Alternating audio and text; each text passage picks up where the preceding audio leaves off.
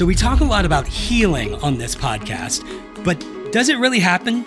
Like, can you be healed from broken marriages in your childhood, from betrayal in your adult marriage? Can you be healed from PTSD and the death of fellow soldiers and dramatic battlefield experiences? Can you be healed from bullying and childhood abuse? Well, I've got one true story that I'm going to share with you right now with our upcoming guest who says the answer is yes. Stick around.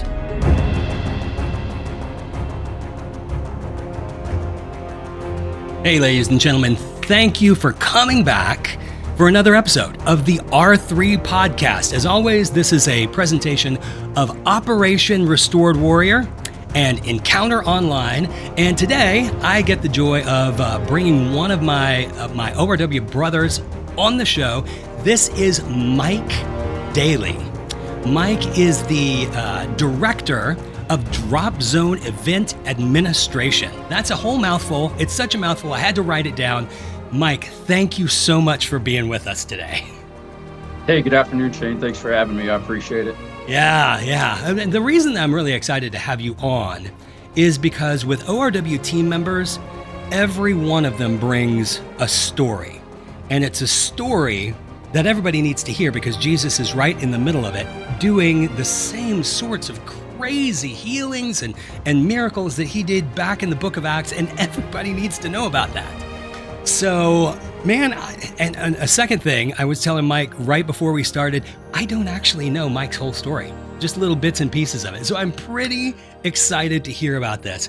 So let's just jump in. You don't know what ORW is. I don't know whether you know who Jesus is or not, but let's go back to whatever the beginning of your story is. When we say story, it's like essentially the circumstances that put you on a path of needing to meet the healer. I'd just love to let you loose to tell that story. Absolutely. Well, here we go. And I agree with you 100%. Jesus is still in the business of performing miracles. A lot of people don't think so, but he is the mightiest physician. He's the greatest healer. He's the greatest comforter, provider, and shelter. And I stand on that to this very day. I was saved when I was 8 years old. That's when I had my first encounter with Jesus. It has been a pretty wild ride since then. I can honestly say that, with a lot of highs and lows. I was born into a very prominent family in Northwest Indiana, about 60 miles southeast of Chicago. It was the model family. Grandfather was the prosecuting attorney.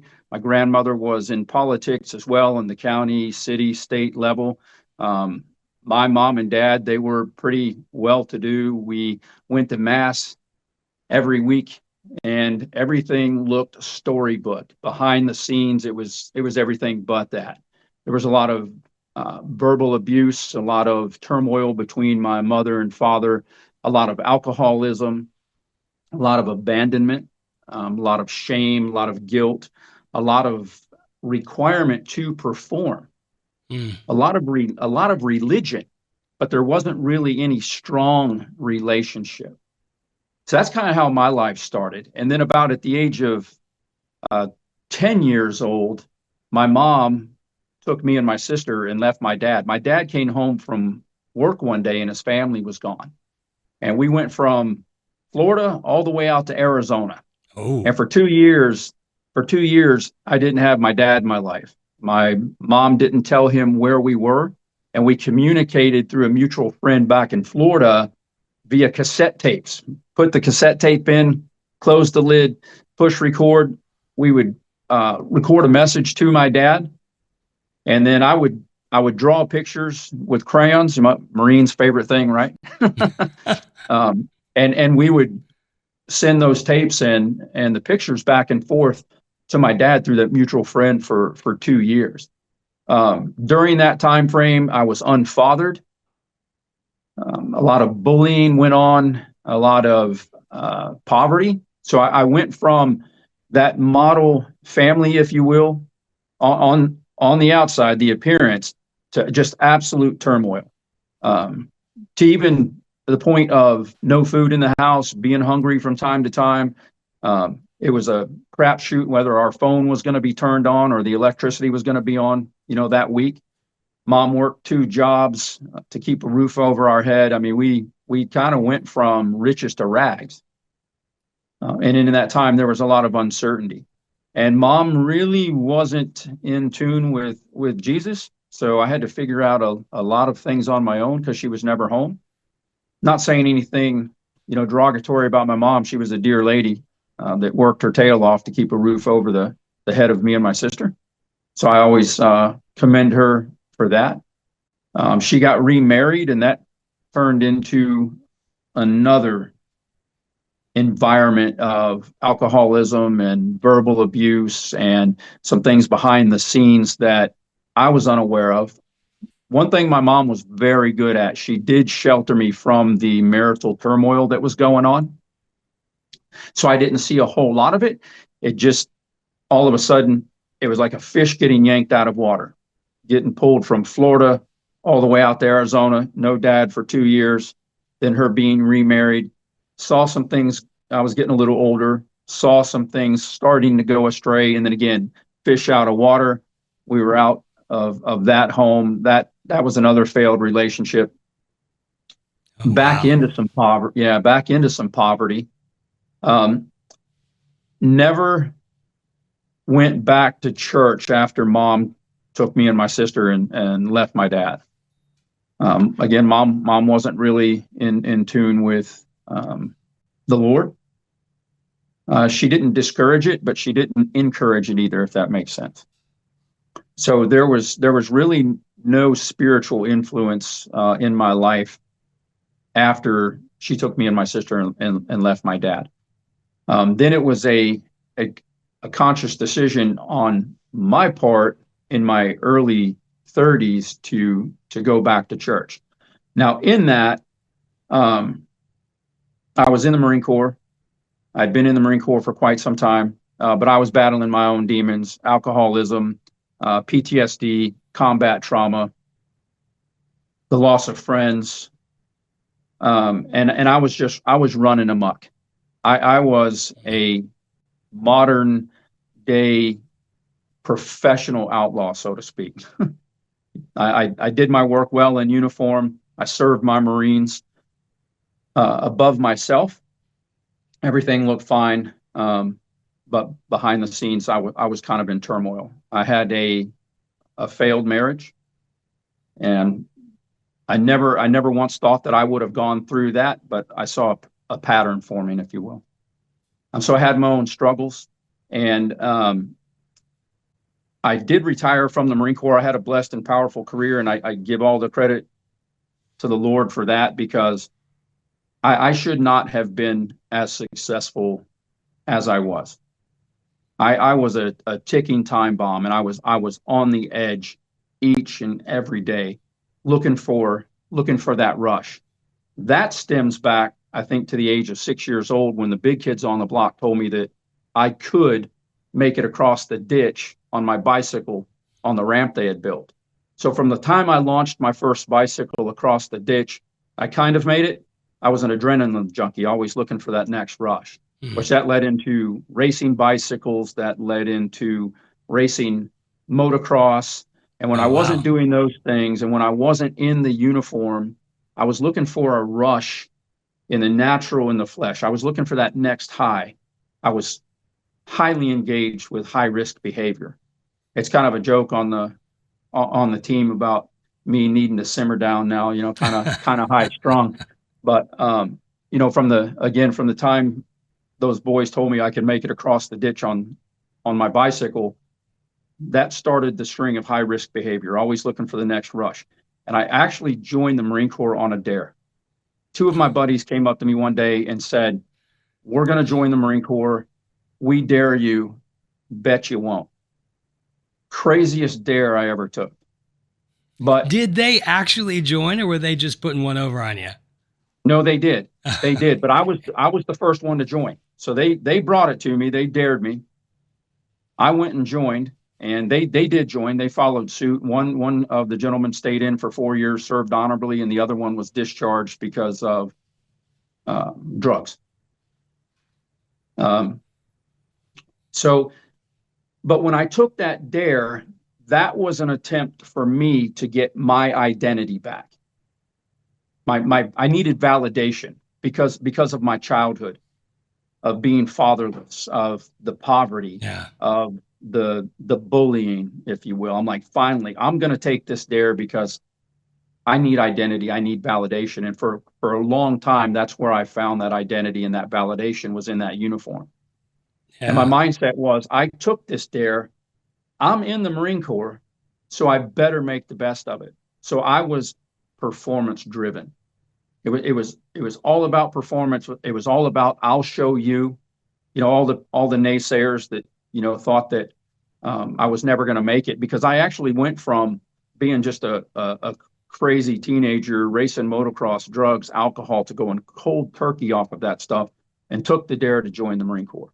But for me, in the natural and the flesh, I needed that for identity and validation. I was not getting my identity and my validation from Jesus. I didn't know how at that point. Yeah.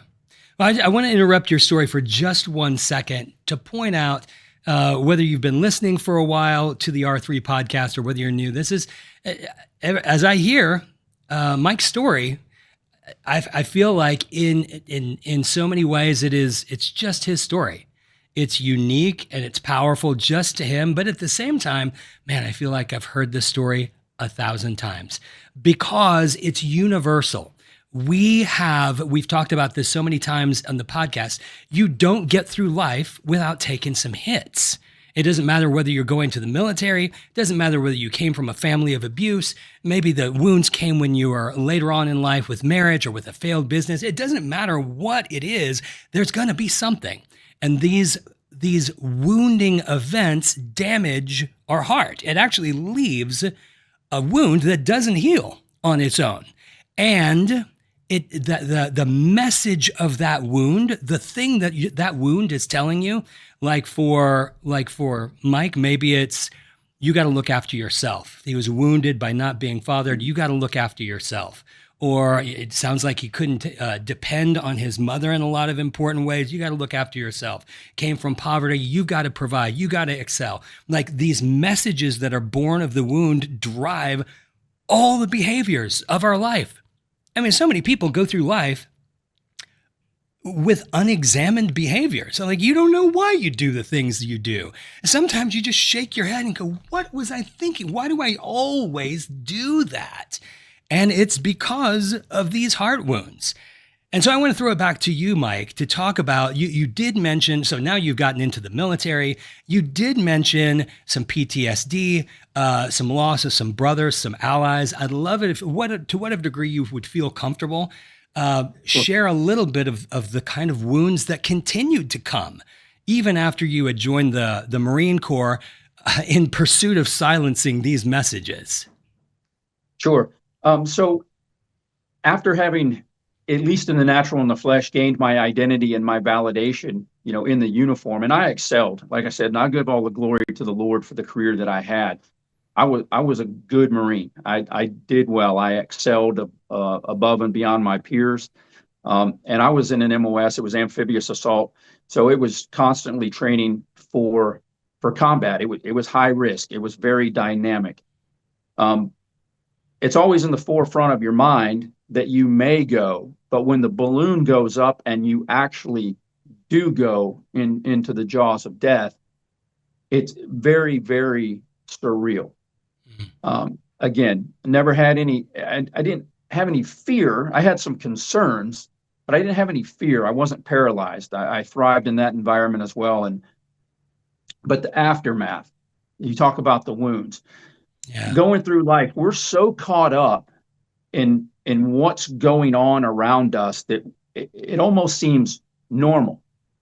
So it's not until we step outside and actually look into what happened that we truly feel the impact of it, the magnitude, the pressure, if you will, the weight that we're not intended to carry. We don't have that strength, but yet we do. And especially us men staying in our head, we try to carry that. We beat our chest. We've got that type A mentality. We're going to lean forward and run towards the gunfire. There's a price to be paid. Fortunately for me, I saw what was going on.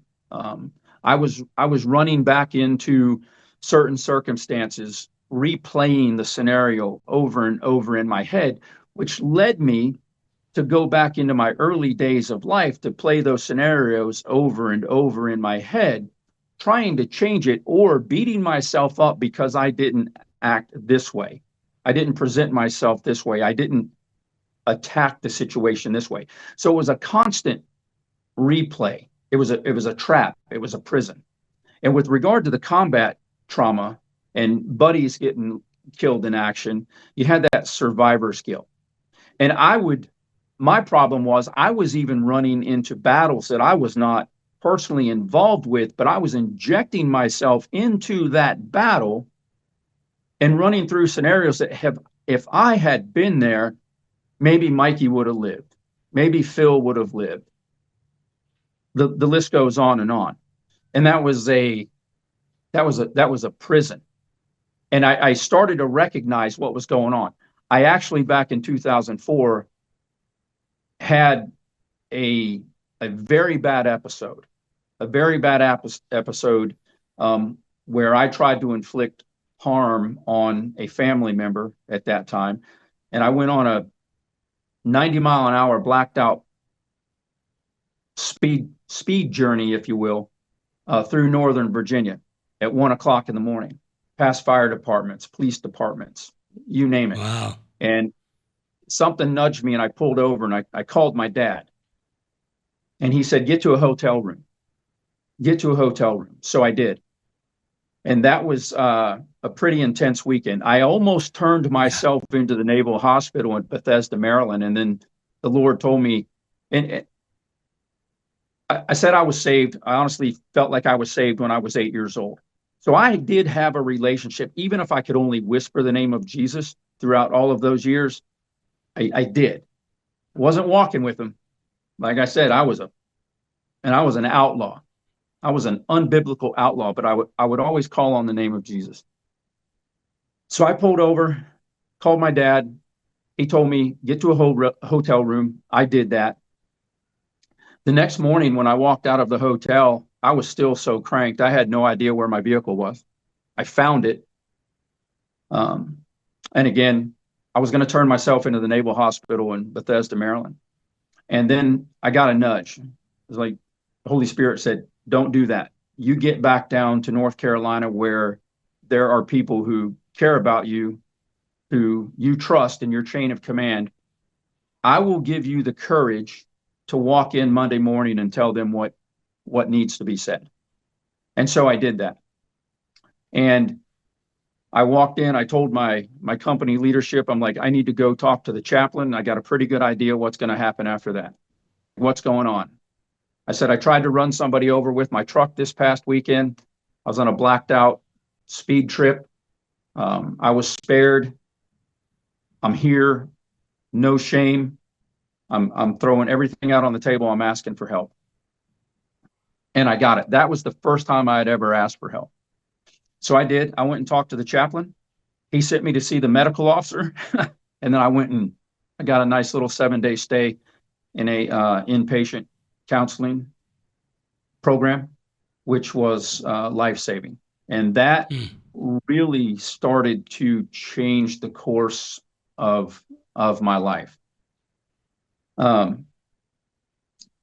Things were good for a while, and then had to go downrange again to another combat zone, and that brought up some more trauma to the surface.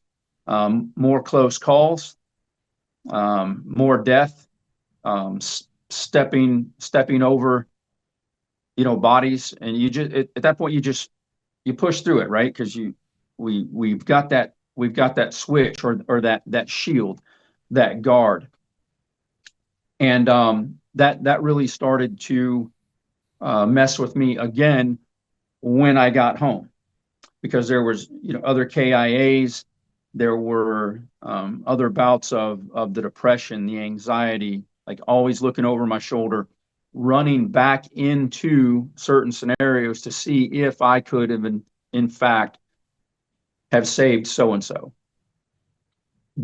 you're not getting off of that merry-go-round Yeah. on our own. And a lot of that stuff was suppressed through some counseling, but a lot of medication, where one medication at night would make my brain turn off and allow me to go to sleep. And then the morning when I woke up, I took some medication that made me just not give a crap, which was no way to go through life. And this was while I was still on active duty. So I was fortunate enough and blessed to get to August of 2012 when I retired from the Marine Corps. And it wasn't until September of 2018 that a dear friend of mine to this day came up to me one day and said, I just got back from a program that's put on through Operation Restored Warrior, and I met Jesus. You need to go to this program. And I'm like, wait a minute, you of all people are talking to me about Jesus? This is profound. And it took me 8 months. It took me 8 months from the time he presented this to me to where I was able to go to my drop zone. Now, a lot of things were going on in that 8 months. I wasn't necessarily running from it. There were a lot of things that were in the physical, going on that just prevented me from going. But to your point, what was it that made me finally say, okay, I'm going to go to this drop zone? All of that trauma from my mom taking my sister and I and leaving my dad, all the way up through the time I retired from the Marine Corps, all of it, all inclusive. After I retired from the Marine Corps, 4 years went by, and my wife at the time, she left me out of the blue. That sent me into a little bit of a tailspin. Then she was diagnosed with metastatic breast cancer. And so I was this whole grieving, this whole abandonment, this whole loss thing again started resurfacing, right? It just started gnawing at me.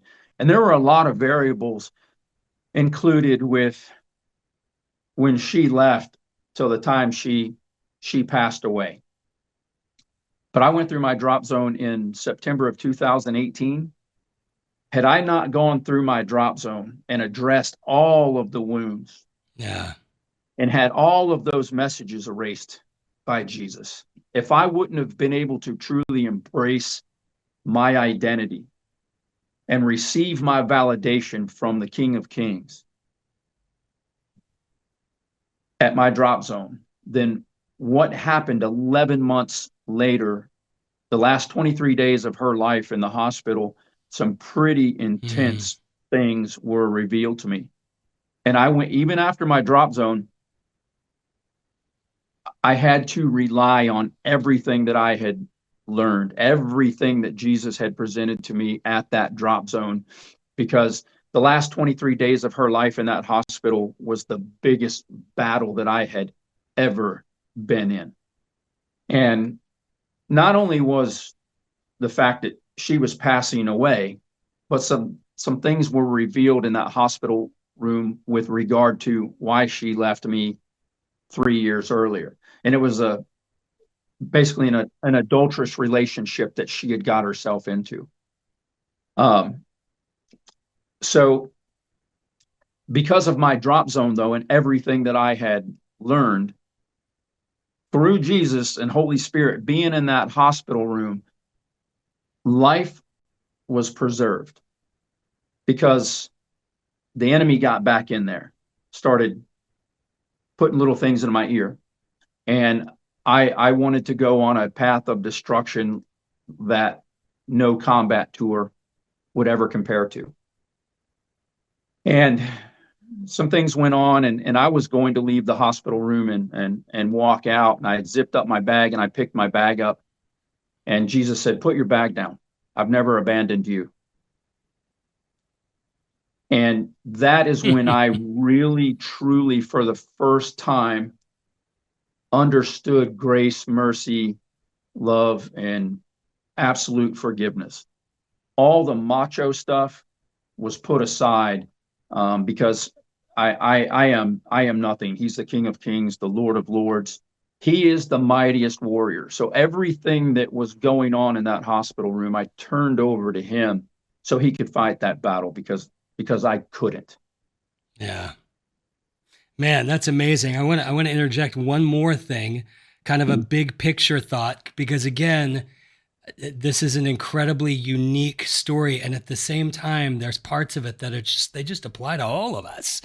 I Sure. mean, we've been really focused as a team at ORW, and if you've been following the podcast, you've heard this on creating a resource that's going to be released in I believe February of 2025. I don't know when you're encountering this episode, but it's called The Spiritual Battlefield.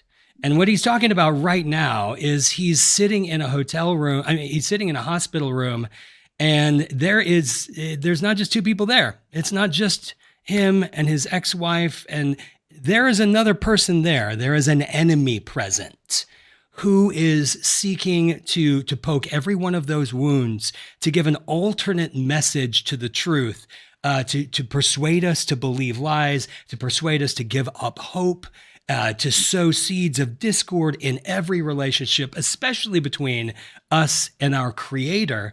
And I can just see the spiritual battle that you're painting so clearly now. And if not to put words in your mouth, but it seems like what you're saying was your time at the drop zone, the healing you received, and the skills you picked up are what gave you what you needed to succeed in that battle. Does that sound about right? Yeah, you couldn't have articulated it any better. I mean, when I look behind the scenes of just the hospital room, and all of the physical attributes of that hospital room, it was an absolute battlefield. It was an absolute place of terror and horror and gnashing of the teeth. Everything that we hear about fighting in the unseen realm, and backed up by scripture, it was Yeah. happening. It was happening in that hospital room. But the presence of the Holy Spirit infilled that hospital room like never before, and there was no room for evil after I was told to put my bag down. I've never abandoned you. Because of that, the enemy lost. And there are a lot of things, again, that were going on even after that point. The end state was on August 7th of 2019. I was on my knees holding her hand, praying when she took her last breath. The enemy lost Wow. that day because I was able to stand as an authentic man in absolute courage and absolute identity and absolute validation of King Jesus. Man, what a victory, man. Yeah. And so much of the seeds of that were sown in an experience that we call the drop zone. I'd love to rewind your story just a little bit. You can decide how much you want to get into it, but it takes you 8 months from the invitation to arrive at your drop zone. I'd love you to just sort of tell the story of like, what condition were you in as you showed up and what happened there? Sure. So the condition I was in, I had been training elite amateur and professional motocross racers with a mental coaching program. So I was teaching them the psychology and the science of racing, and then I was doing on-track coaching.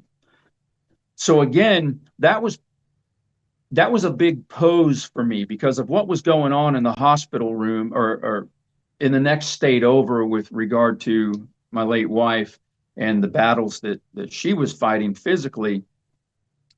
I was using all of my professional achievements, all of my professional accomplishments to wake up every morning, put my feet on the floor, and go train these young men to become champions. So in the natural and the flesh, I looked like I had everything together, but inside a battle was raging. behind my closed door, I was battling depression. I was battling anxiety. I was really trying to find a solution, at the bottom of a bottle, which we all know there is no solution at the bottom of a bottle. It's just an empty bottle, and it just creates a completely new vortex of crap. It enhances the Well vortex of said. crap that surrounds us all each and every day. I actually went to my drop zone with a little bit of a different mindset, because I had, right before my drop zone, I had kind of come out of a little bit of a funk, and I was doing a lot better. But I was very occupied. I was very driven to help these young men succeed, and I was traveling a lot. So I was very occupied, and I was able to get into a realm of victory outside of my quarters. But so when I got to my drop zone, and this isn't uncommon. At that point, I'm like, well, I was saved when I was 8 years old, and I can clearly see where throughout my entire life, from the age of 8 up until that present time, where Jesus had saved me. I went in a little bit arrogant, a little bit cocky, thinking I've got most of this figured out. When I got to my drop zone, Jesus revealed to me that I didn't have anything figured out. And he humbled me very, very quickly. I went there thinking, I'm just going to go through this because my buddy suggested that I go through it. It would take my faith to a whole new level. He was not wrong. And then I was going to use that to go help other people. Well, the one that needed the most help was me. And the one thing that was suggested upon arrival at my drop zone was, trust us and crack your heart to Jesus just a little bit. I'm like, okay, well, I can do this. My buddy was there that had recommended the program to me. He was on the team at that point. So I had him as at least as some familiarity, right? So I wasn't there all alone, but I went in a little bit arrogant. I went in a little bit boastful and cocky, thinking I had some things figured out. And like I said, Jesus quickly showed me I didn't have anything figured out. So it was a matter of submitting, which men don't like to hear that word. Yeah. Men don't like to hear submit. Men don't like to hear surrender.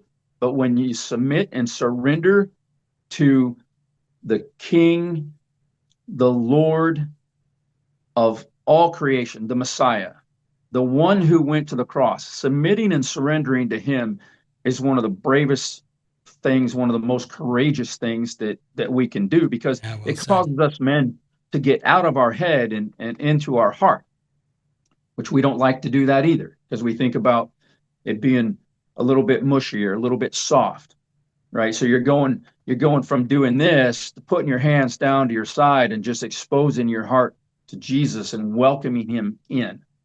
And that was one of the most profound things that has ever happened in my life. Yeah, the drop zone, two things. First of all, it defies explanation. Like we could sit here and reveal every step of the drop zone journey. It's a 5-day journey. So it's not short, but at the same time, for what happens in 5 days, complete healing from PTSD, lifelong wounds, suicide ideations, 5 days is flat out miraculous. So we could tell you everything that happens, but it defies explanation. But another side of the coin is, frankly, we don't want to tell you everything that happens. An agenda frequently expressed on this podcast is we want you to go and experience this for yourself. And so let me give you a quick plug. You can do this. There are a couple of different ways. For both of them, it starts at www.operationrestoredwarrior.org. You can sign up for the Drop Zone program. The same sort of program that Mike experienced and I experienced and so many others. You can attend, whether it's in a small group setting like Mike did, whether it's in a large group setting. We've got a number of those opportunities coming up in 2025.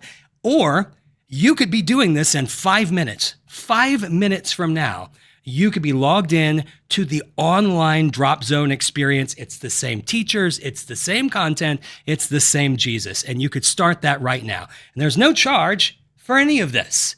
We just want you to come and experience the person who has changed all of our lives. And Mike now, on the other side of the Drop Zone experience, on the other side of a number of different battles that encounter with Jesus empowered him to win.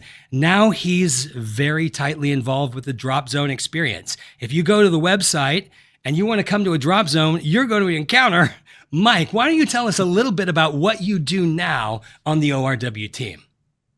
Yeah, sure. So after going through my Drop Zone, it was presented to me to go through facilitator training.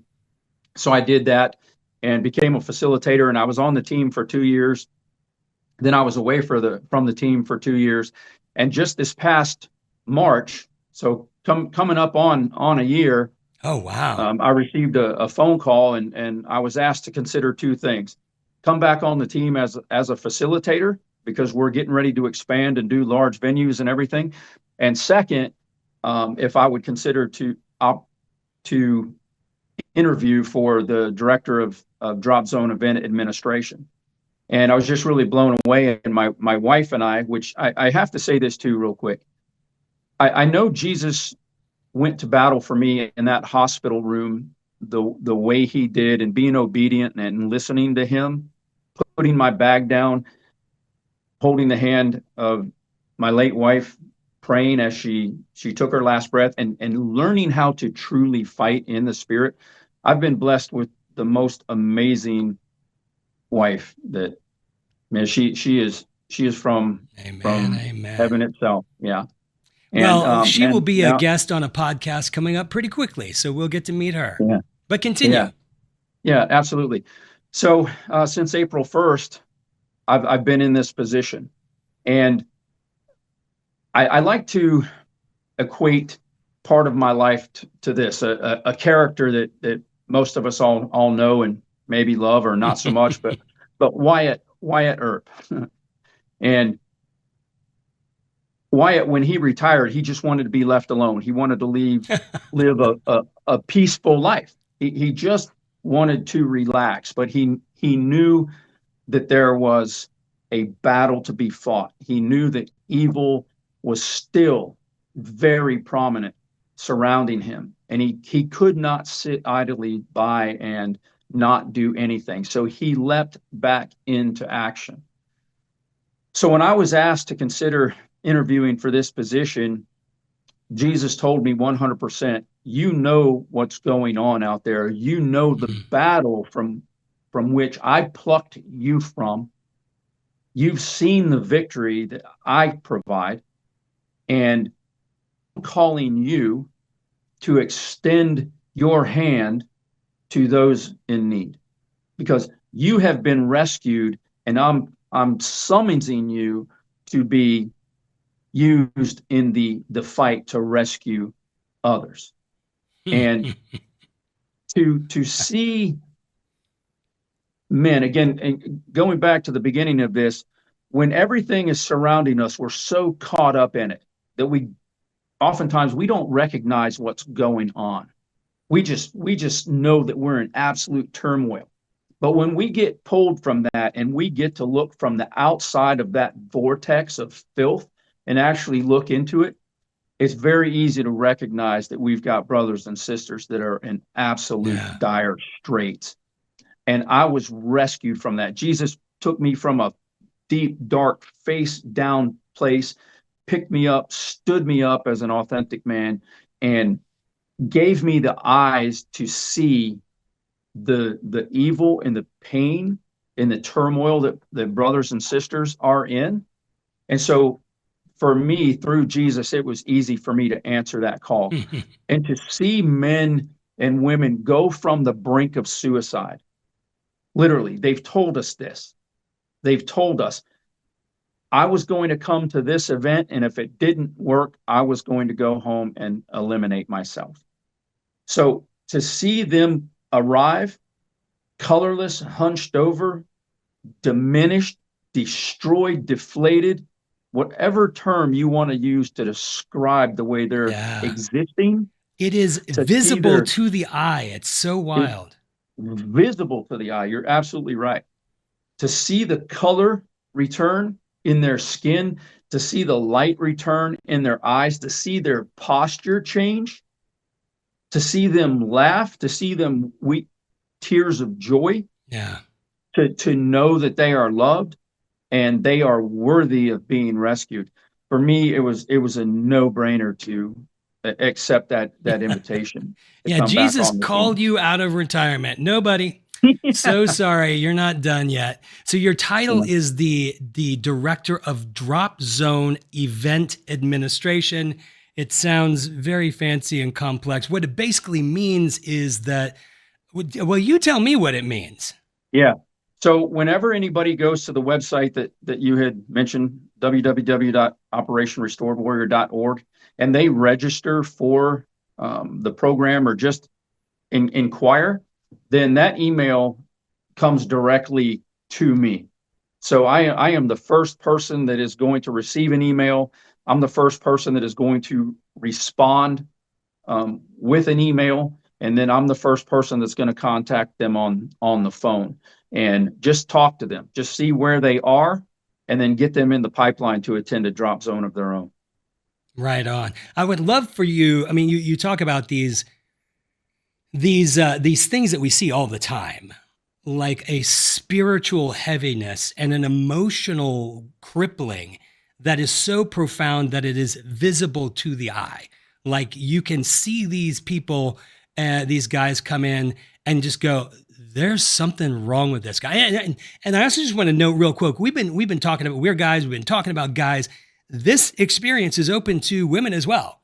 Um, but you talk about how all of that turns around. If you, let me put you on the spot, if you've got just a memory or two of somebody that you encountered in the enlistment journey for the drop zone, that you are physically present to see that transformation and have probably stayed in touch to some degree afterwards. Of course, we want to respect the anonymity of the program. It's totally anonymous. But if you have some general story or two that you could tell, I'd love to hear that. Sure, there are several. Having been back on the team since April, but even going back to 2019 when I was on the team, the things that I have seen. This is something that people don't like to really talk about, but I'm going to go a little bit deep. Bring it. Bring it. If there are things that we can see, there are things going on that we cannot see in the spiritual realm, the unseen Yeah. realm. A lot of people aren't comfortable with that. A lot of people aren't versed on it, and some just choose to ignore it. But I can look back through my own life with regard to being oppressed by something. Didn't really know what it was, but I was oppressed by something. So to see people who were in the unseen realm, spiritually bound and oppressed, and I'll even say possessed. I have seen men go from being jovial, happy, to being absolute dark and evil, and their eyes squint and their eyes turn black. And we've had to intervene. Jesus was brought into that situation, and Jesus ran that oppression out of them. I've seen eyes roll back in the head. I've heard bones pop. I've seen bodies contort. And then I've seen color return to my fellow human beings. I've seen their pulse rate, their resting heart rate change. I saw their breathing change, and I saw them stand upright in freedom for the first time in their life. They were light. And that's exactly how they described it. I am now light. I am no longer burdened. I am no longer oppressed. I am no longer bound. Yeah. And they went from absolute anger and hate and rage to freedom. I've seen that more than once. And when I talk to people on the phone, I do all of the intake, all of the questions, everything is confidential. And a man is going to tell another man what he wants to tell him. So I just have to take, So I have to take what I hear on the phone. I've just got to turn it all over to Jesus, put all under the authority of Jesus. And men have told me what they wanted to tell me, and then to see them arrive at the drop zone and expand on what they told me over the phone to see where they really truly were was very eye-opening, because I can relate to that, because I kind of did the same thing to my best buddy who suggested that I go to a drop zone. But to see them actually give a little bit of trust, open their heart just a little bit to Jesus, and to leave a new person. One wasn't too awful long ago. One of the team members poked his head out of the door and he said, "Hey, we got one." And I said, "Okay." I said, "Let's do it." So we invited Jesus in there, and I sat down on the end of the bed, and I looked at the gentleman and I said, "What's going on?" He's like, "I'm angry and we're going to fight." And I looked at my teammate and I said, "Okay, we know what to do." So we invited Jesus into the scene, because we certainly, as mere men, we can't do that, but in the name and the authority of Jesus, with him, we can. And we went into a very intense prayer session over the young man, and I watched his body buckle. I heard sounds that were consistent with shoulders and hips being popped back into place. I saw his head nearly drop onto his lap. I saw his breathing become very labored, very tense. Saw his head snap back, and we just kept praying over our brother and commanding whatever was binding him to loose our brother in the name and the authority of Jesus. And we did that. And I saw him all of a sudden sit upright and look around and start smiling. And he was free. And he is to this day. That's one thing. After a drop zone, you're not just left to your own devices. You're part of the alumni, and I stay in touch. Deal. Yeah, and I stay in touch with many of the men, still involved in the group chats, and they're sticking together. That's a whole new brotherhood, and them going through the process together gives them that reassurance that through Jesus everything is going to be okay. So he's the ultimate provider, the ultimate shelter, but he has placed these other men in their lives as well to help them. So it's not just a fire and forget, not a feel good, not a cheerleading organization where we sit around the campfire and just tell sob stories, pat you on the back, give you a hat, tell you good luck. No, when you leave a drop zone, you're loved, and you know that the support system's going to continue to be in place for you. Yeah, that community is a huge part of it, because actually we're not supposed to go through this life alone. It was not Jesus' idea that we do that. It was his idea. It's very clear in the Bible that we go through life as part of community, in a community in which he is the center. And so in addition to everything else that we've been talking through, that you can receive yourself, the healing, the restoration, the truth, the lightness, the physical deliverance. You also get community. You get a family that genuinely knows you and sticks with you, and that's available to you. So let me again, as we close, send you to the website, because you want to be part of this. It is www.operationrestoredwarrior.org. You can sign up for a program in person. You can immediately begin an online program if that's what you want to do. And I hope that I'm going to meet you. And I hope that Mike is going to get a call and someone's going to say, yeah, I saw this podcast and what you were saying sounded really good. We want to hear those stories, and we want to meet you. And that's it. That's all the time that we've got today. But Mike, thank you for sharing your amazing story. I'm so blessed that I finally got to hear it. Thanks a lot, man. Hey, you're welcome, Shane. Yeah, it's been a pleasure. And, the road to absolute, true, authentic freedom with Jesus is available. And I encourage, suggest, and offer and recommend to anybody watching this and listening to this, reach out to Jesus. You will not be disappointed. Yeah, I don't have any better closing words than that. So we're just going to drop the mic right there.